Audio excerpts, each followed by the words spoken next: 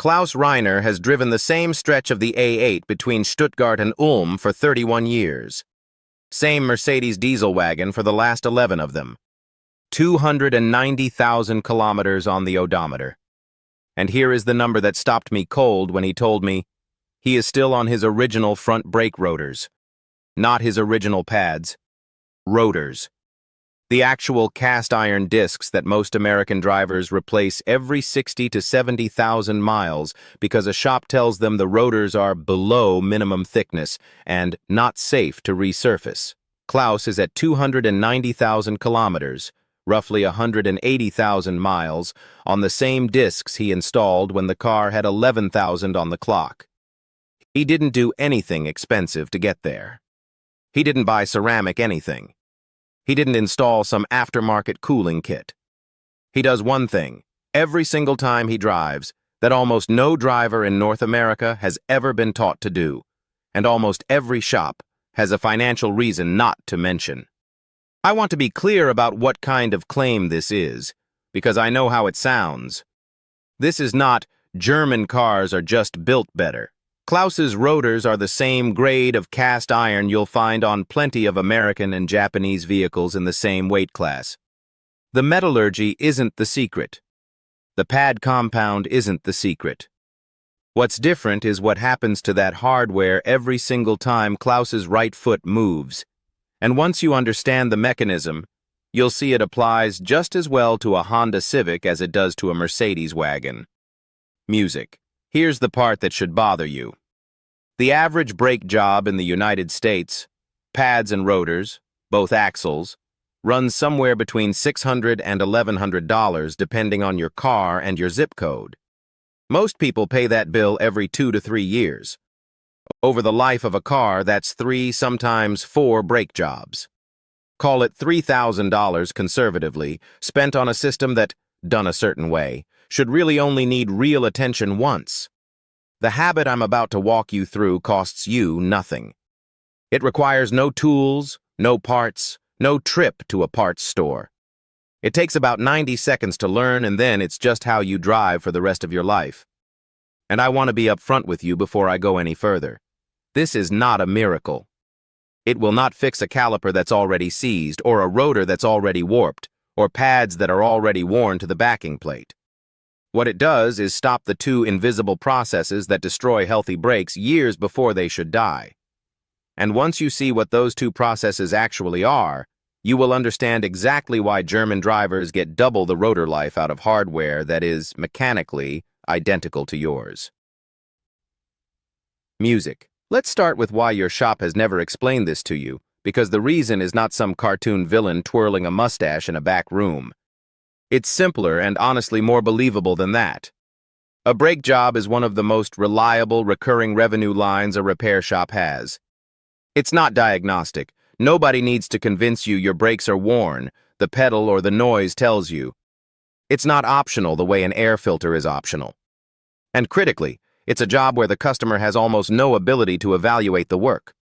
You can't see your rotor thickness. You can't check whether the tech actually bedded in your new pads correctly or just bolted them on and handed you the keys. So the entire brake service industry is built around volume and turnaround, not around teaching you the 2 habits that would cut that volume in half. I want to be fair here, because the scripts I don't trust are the ones where every mechanic is a cartoon crook.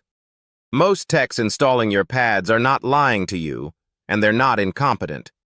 They are simply doing the job the way the flat rate manual pays them to do it.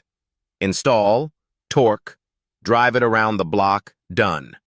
Nobody is paying them for the extra 4 minutes it takes to do a proper bedding cycle, so nobody does it. The system doesn't reward the habit that would make your as long. That's not a conspiracy. That's just how flat rate labor economics work. Music. So what is the habit? It comes down to 2 things that German driving culture treats as automatic and that American driving culture never teaches at all: controlled heat cycling and never riding the pedal. Let me take the second one first, because it's the one you're doing right now without realizing it. Every time you brake by pressing lightly and holding the pedal down through a long descent, coming down a highway off-ramp, coasting through a parking garage, easing down a hill instead of using engine braking. You are keeping the pads in light, sustained contact with the rotor at a temperature that's just high enough to start a process called glazing. The resin binder in your pad material starts to cook at a low simmer instead of reaching full temperature and then cooling. Over hundreds of these light, dragging stops, that binder hardens into a smooth, glassy surface on the pad face. A glazed pad doesn't grip. It slides. So your brain tells you to press harder. You start braking later and harder to compensate, which generates more heat, which glazes the pad more, which makes you press harder still. That spiral is the single biggest reason healthy pads and rotors wear out early. Not one big overheating event, but thousands of small, low-grade drags that never got hot enough to clean themselves and never got cool enough to fully reset.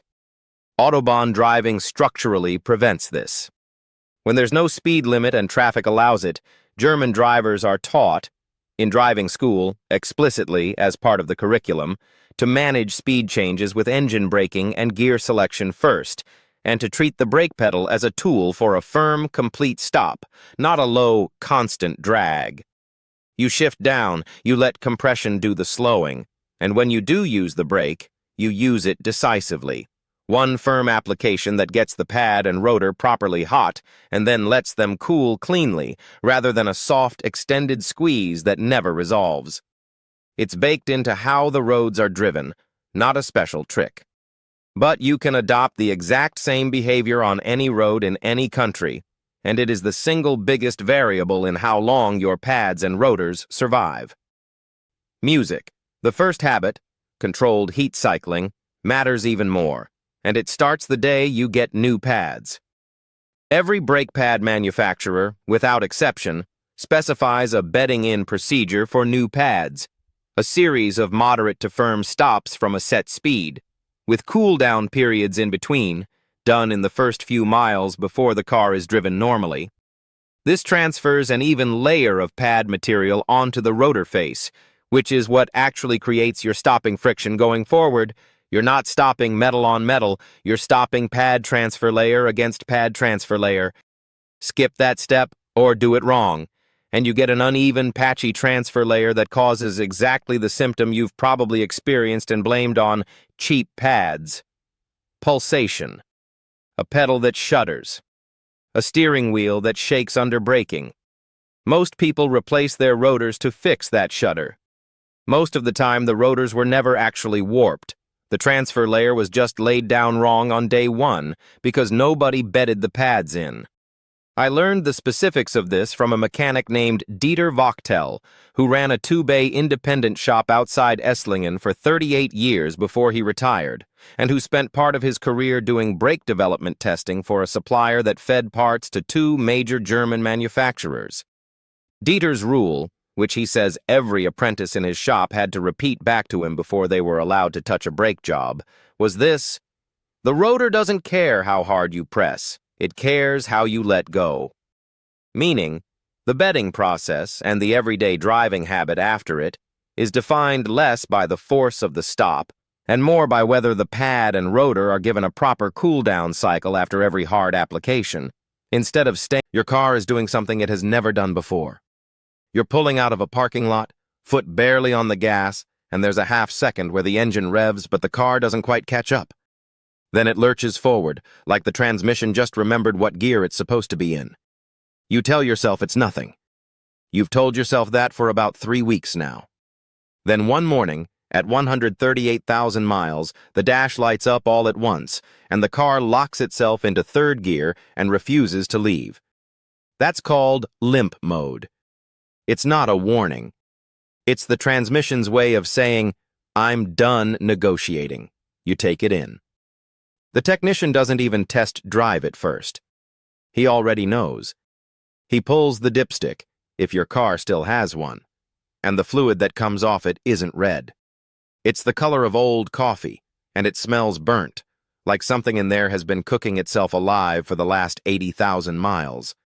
Then comes the number. $3,600 for a rebuilt transmission. $4,800 if they're replacing it outright with a new unit. And here's the part that should make you angry. Your owner's manual says the transmission fluid in this car is a lifetime fill. You never touched it. You did exactly what the manufacturer told you to do. Nothing.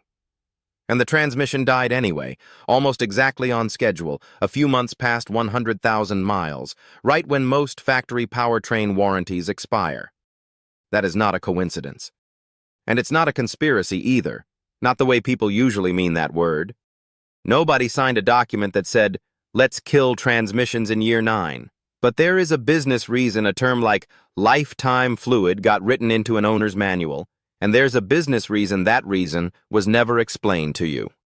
By the end of this video, you're going to understand exactly what lifetime is actually measuring, and it isn't the life of your transmission.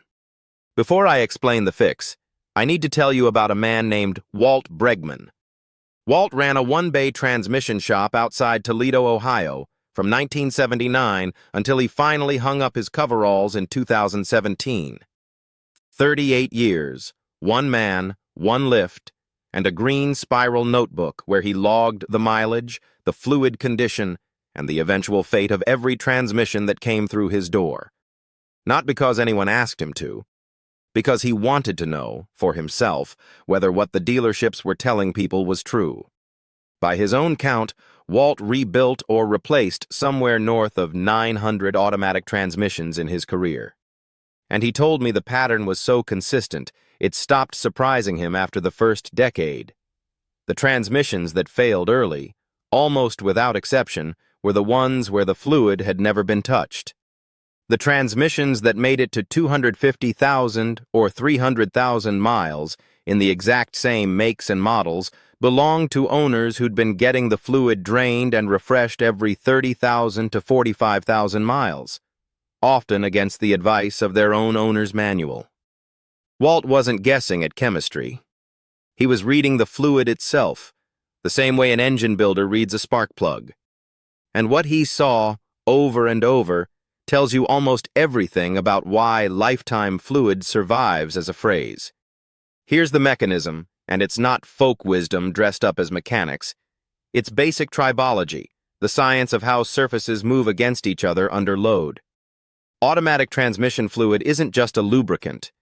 It's a hydraulic fluid, a coolant, and a friction-modifying agent all at once.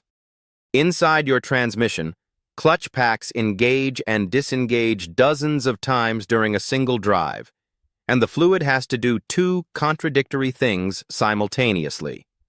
Let the plates grip hard enough to transfer engine torque and prevent them from grinding themselves to dust while they do it. That balance is entirely dependent on an additive package, friction modifiers, detergents, anti-wear compounds, suspended in the base oil. Those additives are consumable. They break down under heat and shear stress the same way a bar of soap eventually disappears no matter